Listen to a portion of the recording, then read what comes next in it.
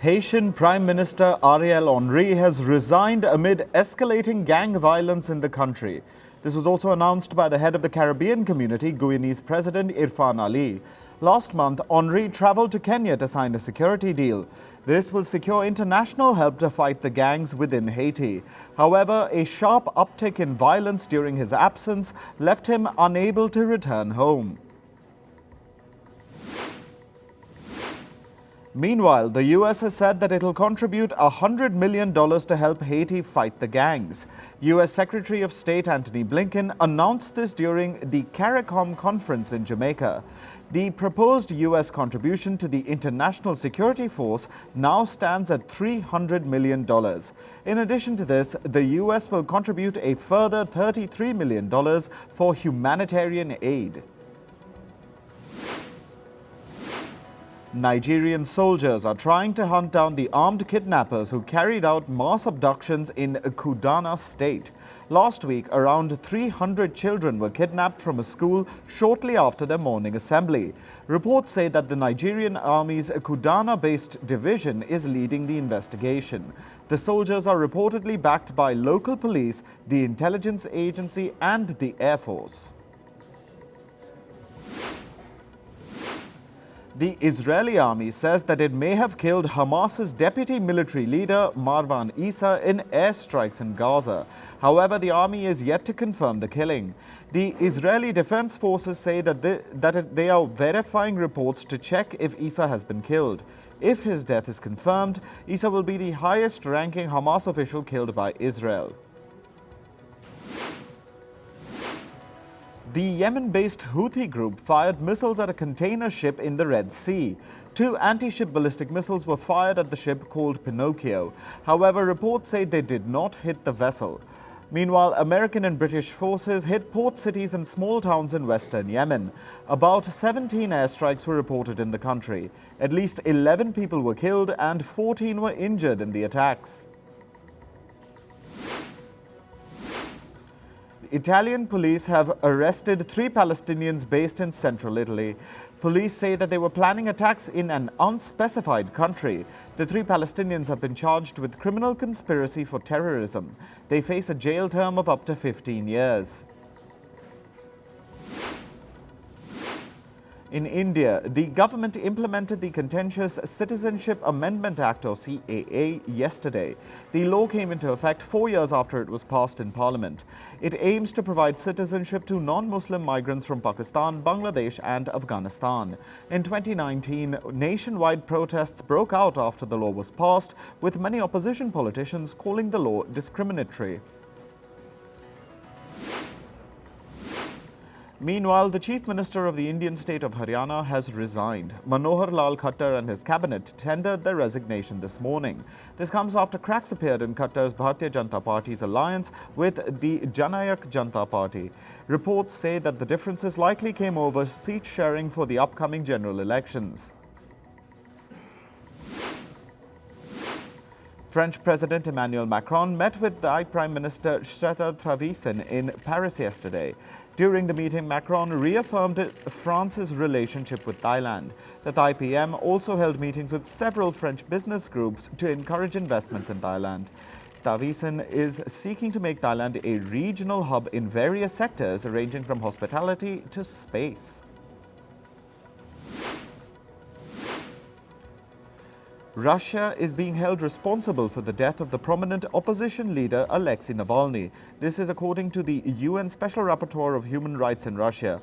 Last month, Navalny died after collapsing in the Arctic prison where he was serving a jail term of 30 years. The UN official has also raised an alarm regarding other detainees in Russia. South Korea's foreign ministry has confirmed that one of its citizens has been arrested in Russia. It added that the South Korean consulate has been providing assistance for their return. Earlier in the day, reports said that a man named Baek Won-soon was detained on charges of spying.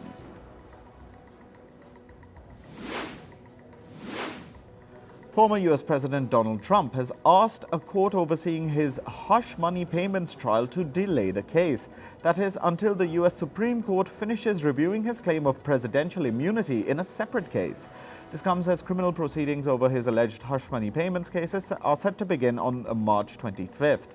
Trump has been accused of paying at least $130,000 to adult movie star Stormy Daniels to prevent her from speaking publicly about their decade-old sexual encounter ahead of his 2016 presidential run. Argentina has decided to deploy its federal security forces in Santa Fe in response to a recent upsurge in drug violence. Argentina's security minister and Santa Fe's governor announced the details of a crisis committee set up by the government yesterday. They said troops from 4 federal forces will begin arriving to combat what they call narco-terrorism. In climate news, violent storms brought heavy rainfall and strong winds in southern France over the weekend. Authorities say at least 5 people have been killed due to the storm so far. Meanwhile, rescue workers were trying to find several missing people, including 2 children. The death toll in Indonesia's floods has risen to 26, while 6 others are still missing. Flash floods and landslides triggered by heavy rainfall have hit Sumatra Island. Rains have submerged 9 districts and cities in the province of West Sumatra. More than 37,000 houses and buildings have also been submerged in the province. Meanwhile, a new report showed that Indonesia underreported its methane emissions caused by its coal mining activities. London-based climate think tank Ember said that Indonesia's methane pollution due to coal mining is 8 times higher than official figures. Methane is the second largest contributor to global warming after carbon dioxide. This winter was the hottest in the history of the U.S. This is according to America's National Oceanic and Atmospheric Administration. Between December and February, the average temperature in 48 U.S. states was 3.1 degrees Celsius. Scientists say that the temperatures in the U.S. remained high due to the ongoing El Niño weather pattern. Several climate activists, including Greta Thunberg, protested outside the Swedish parliament yesterday. They blocked access to 2 entrances of the parliament building. The protest was aimed at drawing attention to the ongoing climate crisis. Thunberg said people are being killed as a result of the climate crisis, which needs to come to an end. The UK's Prince William warned that this decade is critical to deal with the climate crisis. He also said that people should work together to set the planet on a healthier path. Prince William was speaking at the launch event of a climate solutions platform called the Earthshot Prize Launchpad. The online platform connects innovators and investors to collaborate and find ways to protect the environment.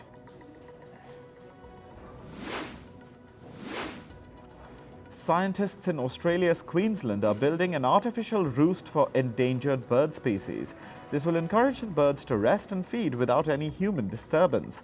The move comes as the expansion of cities and towns threatens the natural habitat of birds. Scientists are hoping that the artificial roost will become a comfortable home for the birds. On to business and tech news. At least 50 people were injured on a LATAM Airlines Boeing jet after it experienced major turbulence mid-air. A passenger on board the flight told the media that the jet just dropped abruptly mid-flight and people were thrown out of their seats, hitting the roof of the plane. The flight was carrying 263 passengers and 9 cabin crew members. Meanwhile, a report says that Boeing 737 MAX production processes failed 33 of 89 tests conducted by the U.S. Federal Aviation Administration.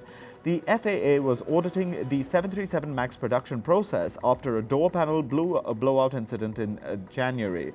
The report also noted that the plane maker's supplier, Spirit Aerosystems, failed 7 of 13 FAA tests. Chinese smartphone maker Xiaomi has announced the launch date of its first electric vehicle, the SU7 sedan. The firm has said that it will start delivery of the vehicle in China on March 28th.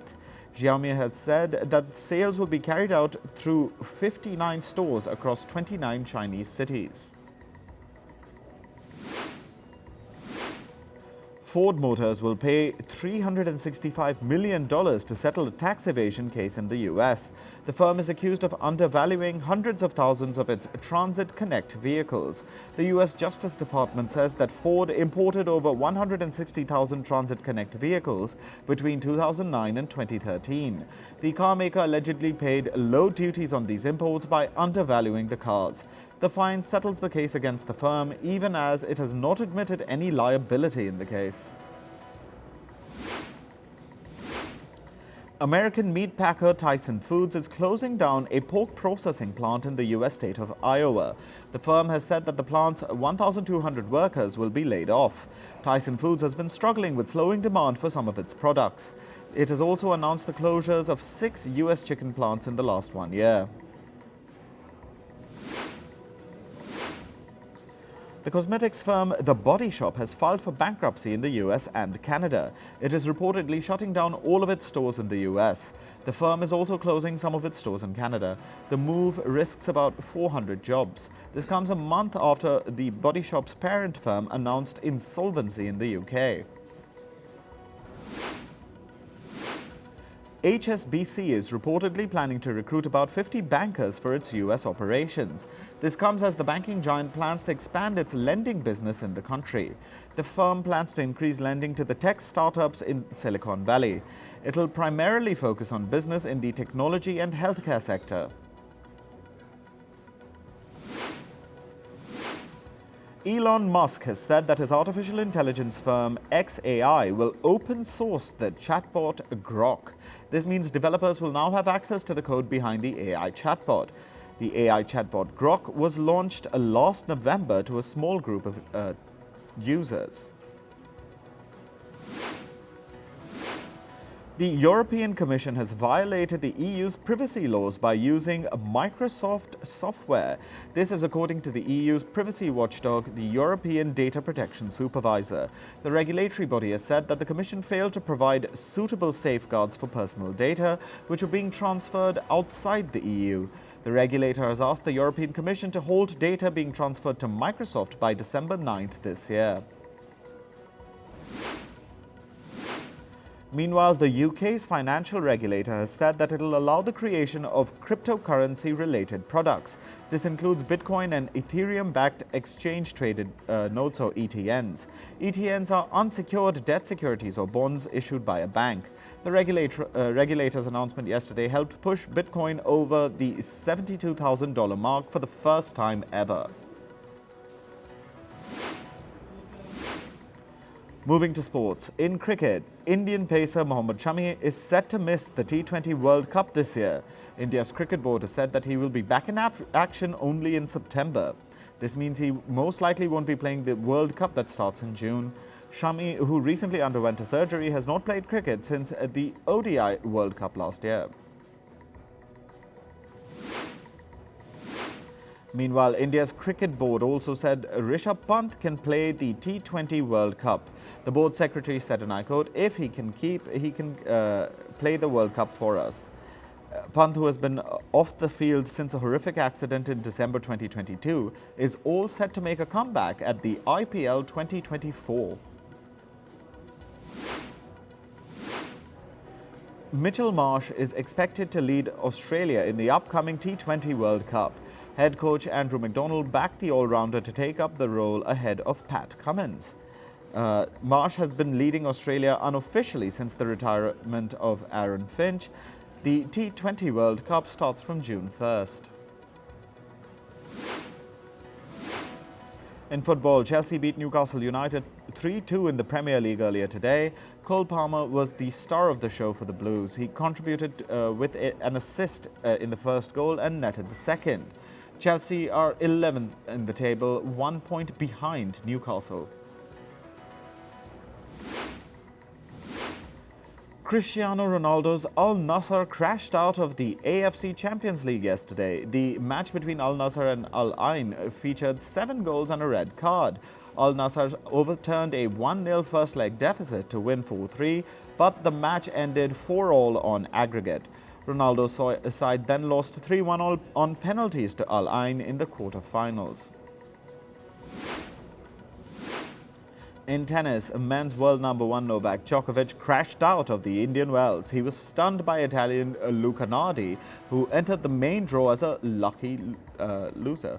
Nardi notched the biggest win of his career by beating Djokovic 6-4, 3-6, 6-3. He is also the 4th lowest ranked player to beat a reigning world number 1 at a Masters 1000 tournament.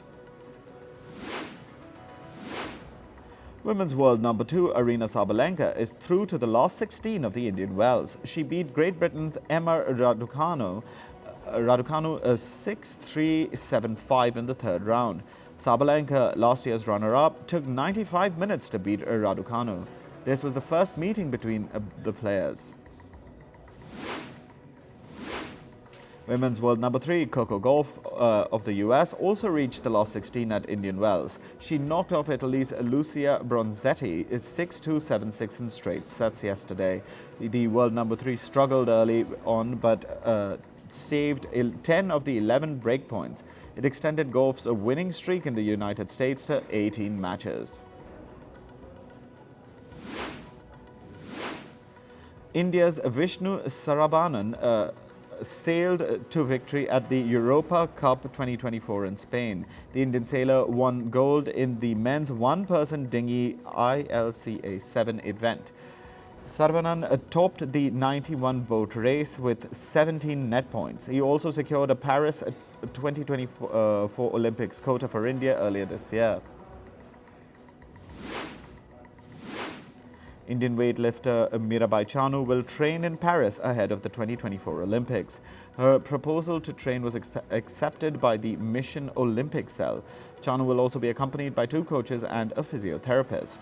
The former world champion hasn't formally secured a quota for Paris 2024 yet, though. In entertainment news, Kim Kardashian and Kanye West's daughter North West has announced her debut album. The 10-year-old's album is titled Elementary School Dropout. A video of the announcement has also been shared on social media. It features North and Kanye, with Kanye wearing a mask and his signature all-black ensemble. K-pop and BTS star V will soon release his digital single called Friends. This first look and 2 teasers of the single have been released on the official social media platforms.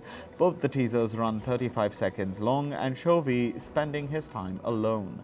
The song is scheduled to release on the 15th of March.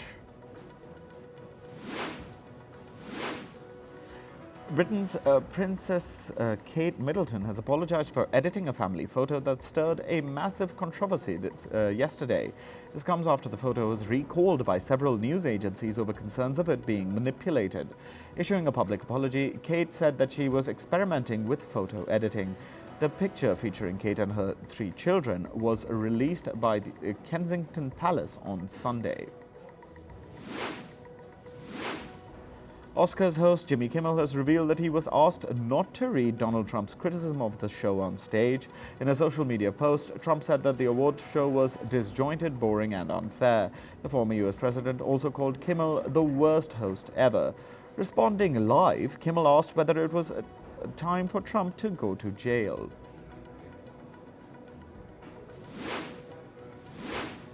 Actor Al Pacino's brief appearance on the Oscars stage has sparked a massive controversy. The actor announced the winner of the Best Picture award but chose not to name the nominees. He has now issued a statement saying the decision to omit nominees was of the show producers. According to reports, Taylor Swift and Travis Kelce secretly attended Madonna's Oscars after party yesterday. The couple rushed to the party just hours after flying back from Singapore. This is reportedly their first major Hollywood event together. The pair is yet to make their red carpet debut.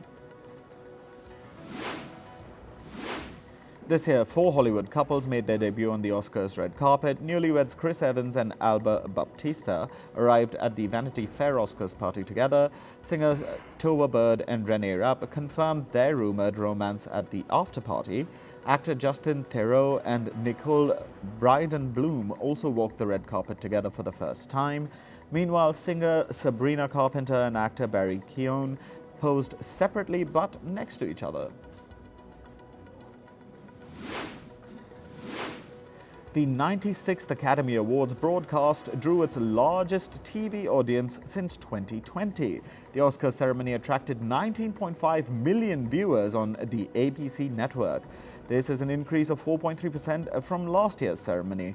This year, the Academy Awards tried to boost their viewership by nominating more popular films for the Best Picture award. The first night of the NAACP Image Awards was virtually held yesterday. Usher was named the Outstanding Male Artist, while Her won the Outstanding Female Artist award. Meanwhile, Megan Thee Stallion won the trophy for Outstanding Hip-Hop/Rap Song for Cobra. The three-day virtual award show is being hosted by actor Cleo Thomas. American singer and songwriter Eric Carmen has died at the age of 74. In an official statement, his wife Amy said that Carmen passed away in his sleep over the weekend.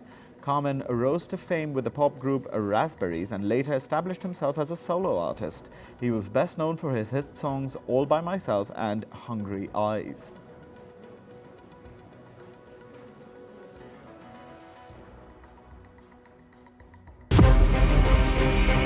From impeachments to inaugurations, if it's a political story, we are on the scene. The race for the White House is heating up. We're beating Biden. How dare he say that? If it's breaking news, we're live with the latest coverage. From the White House, the State Department, and Capitol Hill, we know the issues, but above all, we know the players to bring you the latest in-depth analysis on all the key stories that we're covering. I'm Eric Ham. Join me from Washington here on Firstpost America.